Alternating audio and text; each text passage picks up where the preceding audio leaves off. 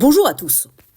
Les dernières décennies ont vu affluer de nombreux prospectivistes qui définissent leur métier ou leur expertise comme l'art de lire dans le passé ou le présent pour mieux anticiper l'avenir, en partant du postulat suivant: ce qui a été sera, et l'histoire n'est qu'un éternel recommencement.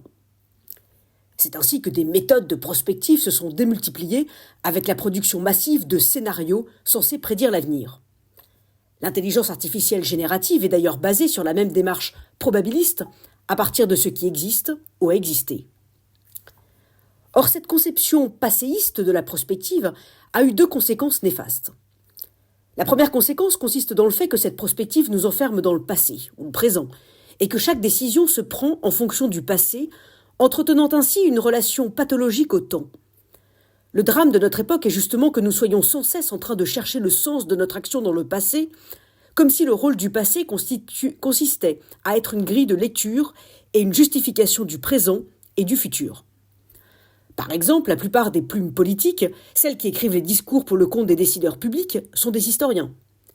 En tant qu'historiens, ces plumes s'attachent à inscrire systématiquement telle ou telle politique publique, telle ou telle décision, tel ou tel message dans et par rapport à l'histoire. Les discours étant censés donner du sens à l'action politique, il est regrettable que le sens soit sans cesse cherché dans le passé.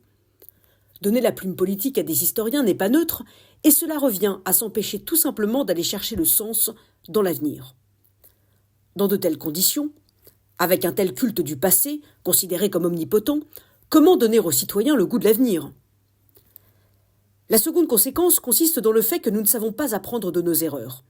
À force d'être convaincus que ce qui a été sera, nous sommes condamnés à revivre le passé.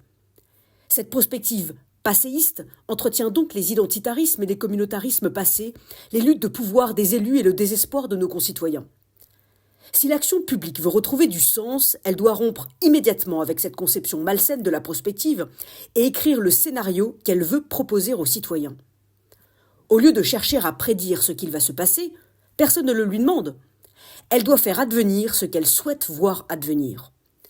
L'action publique doit retrouver de la volonté politique et faire de l'imagination la première valeur politique si elle veut être à la hauteur de ce que les citoyens attendent d'elle.